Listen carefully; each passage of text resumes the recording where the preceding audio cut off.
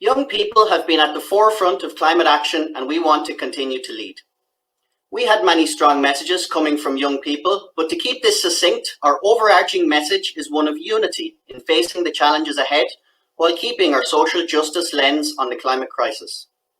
This needs to be ingrained with a strong commitment of making a just transition a reality as soon as possible.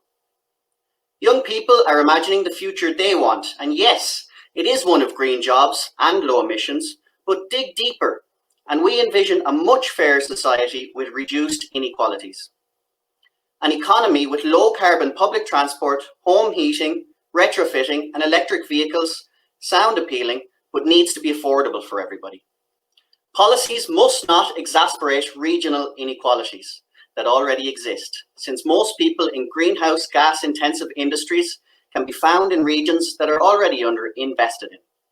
Let me give you my area as an example.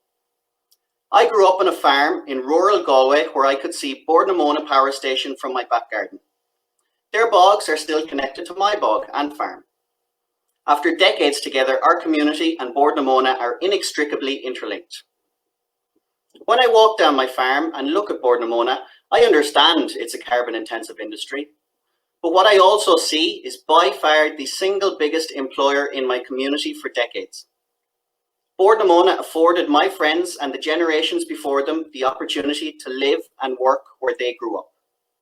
The continuous apprenticeships and jobs are now gone, and I, like many others, am finding it harder and harder to see a future for myself in my own home place. In the last number of years, we've lost our only post office, credit union, and petrol station.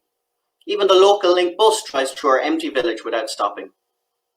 Our video tried to highlight the plight of communities like mine that are scattered all over Ireland and throughout the EU, but also bring a sense of hope and optimism that something better could be on the horizon.